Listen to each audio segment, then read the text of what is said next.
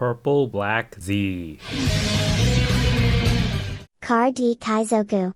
I'm back from my vacation with a new deck breakdown. This week we're playing Z. Zephyr? Well, whatever. This is actually my first time touching any purple ever. So why Z?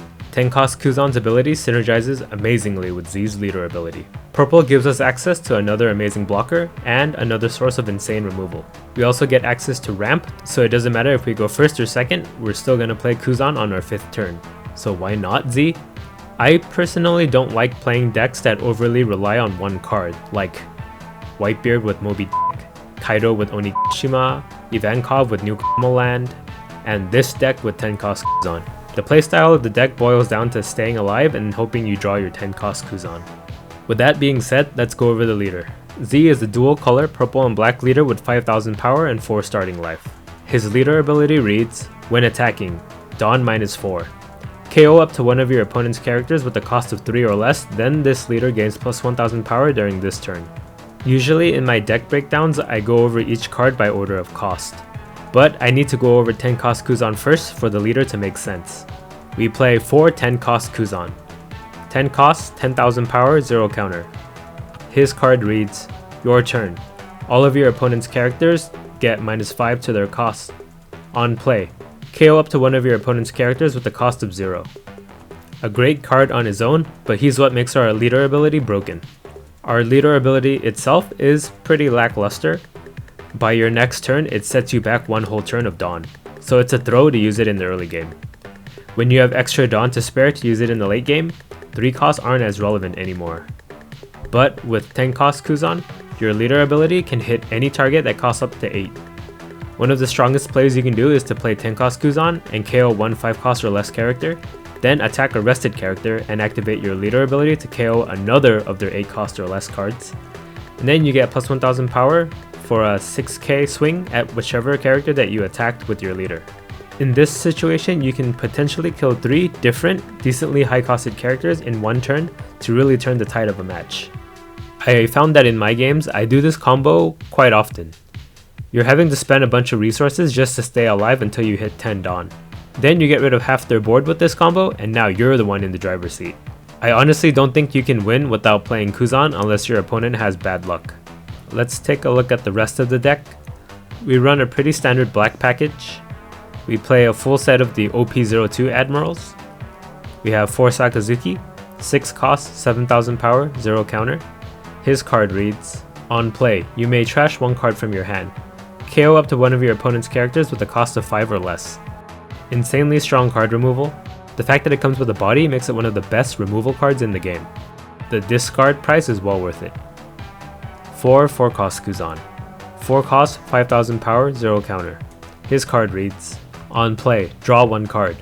When attacking, reduce the cost of up to one of your opponent's characters by 4 during this turn. He replaces himself and he's a good activator for your leader ability in games where you don't draw your 10 cost Kuzan. 4 Borsalino. 4 cost, 5000 power, 1k counter. His card reads, on opponent's turn, this character can't be KO'd by effects and it gains plus 1000 power. Blocker. One of the best blockers in the game. Being immune to KO effects on your turn makes him the stickiest and most reliable blocker. He has a vanilla 6k stat line on your opponent's turn, making him reach higher than a lot of the other 4 cost blockers. And the cherry on top is that he even has 1k counter in emergency situations. We're also running 3 Kobe. 3 cost, 4000 power, 1k counter. His card reads, on play, you may trash 1 card from your hand. KO up to one of your opponent's characters with a cost of 3 or less. We use Kobe to get rid of troublesome early game threats to stay alive until our late game. An unchecked Okiku, Robin, or Zoro can get out of hand really quickly. Our black 2k counters consist of 4 Tashigi. 3 cost, 4000 power, 2k counter. Her card reads, activate main, you may rest this character. Give up to one of your opponent's characters -2 to their cost during this turn. Mostly just a 2k counter, but she's an emergency -2 cost when we need to hit thresholds for leader ability, for Sakazuki or for Kobe, or even 10 cost Kuzan to KO something on play. With the pre-played Tashigi out, you can KO any card with leader ability on the turn you play your 10 cost Kuzan. 4 Monkey D Garp. 2 cost, 3000 power, 2k counter. His card reads, Dawn ×2, when attacking. KO up to one of your opponent's characters with the cost of 0. Also mostly just a 2k counter, but he combos really well with 10 cost Kuzan. And finally we have foray. 1 cost, 0 power, 2k counter. Her card reads, on play, give up to one of your opponent's characters -2 to their cost during this turn. She really is a toolbox of a card. She's a 2k counter when we need defense, and a -2 cost effect for 1 Dawn when we need her for offense. For our events, we're running 4 Impact Wave. 2 cost. The card reads, counter. Your leader or up to one of your characters gains plus 4000 power during this battle. Then KO up to one of your opponent's active characters with a cost of 3 or less. Trigger. KO up to one of your opponent's characters with a cost of 4 or less. This event is an auto-include in any black deck. Defensive counters with defensive secondary effects are really strong. We've seen this from Punk Gibson and Red Hawk in OP01. The trigger is even more insane, allowing you to kill any 4 costs regardless of if they're rested or not. Now let's take a look at the purple package, which separates us from your average smoker deck. We're running 2 7 cost King. 7 cost, 7000 power, 0 counter. His card reads, on play, Dawn -2. KO one of your opponent's characters with a cost of 3 or less, and one of your opponent's characters with a cost of 2 or less. This is a card you most likely can only play after you have 10 cost Kuzan out. Returning 2 Dawn and having to wait a whole extra turn to play 10 cost Kuzan will really set you back. With Kuzan's -5 cost effect active, King can KO an 8 cost and a 7 cost with his on-play ability, and he comes with a 7k body as well. You can get really insane value out of King. We're also running 4 Queen. 5 costs, 6000 power, 1k counter. His card reads, blocker. On play, Dawn -1. Draw 2 cards and trash 1 card from your hand.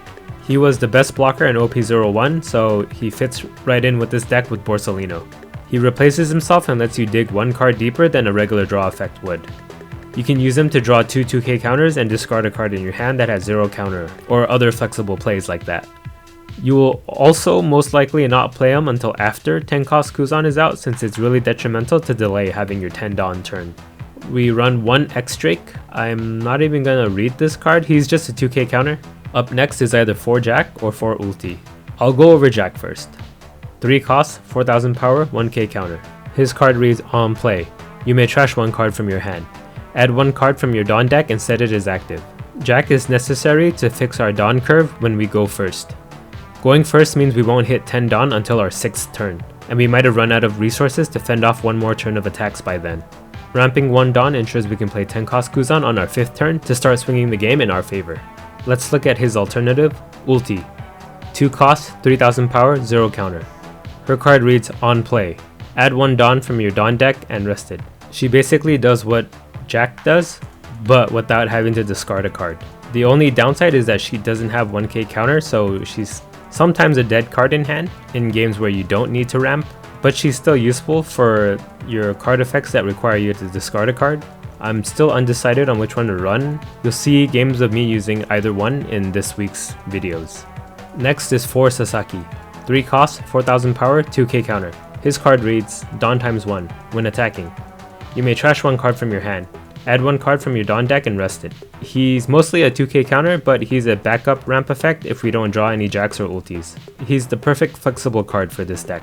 You can tell from the list what kind of deck this is. We run 17 2k counters, 8 blockers, 4 4k event counters, and 13 removal cards. You want to adopt a more methodical control style of play. Each decision really matters, as you need to stay alive until you can start tipping the scales in the late game. With 4 starting life to work with, each mistake really hurts. For starting hands, you'll want to see cards that can keep you alive, like Borsalino, Impact Wave, and Kobe. If you're going first, you'll want to see Jack or Ulti as well. You'll also want to see 10 cost Kuzan too. It's pretty much a dead card in hand for the first 4 turns, but you also most likely can't win without him, so having him guaranteed in hand is a really nice relief. As far as matchups go, against aggro, you really need Borsalino. He's incredibly sticky and he can prevent 1 attack every turn, saving your 2k counters for later. He can't get removed by Jet Pistol or Sakazuki, so he's a really important defensive card. Impact Wave is also good for blocking a hit while also taking out another possible vector of attack. Cards like Kobe, Jack, and Ulti are good to play too, as you can trade back against small characters and keep yourself from getting overwhelmed by multiple attacks on future turns. 7 cost king on curve also becomes a valid play here too.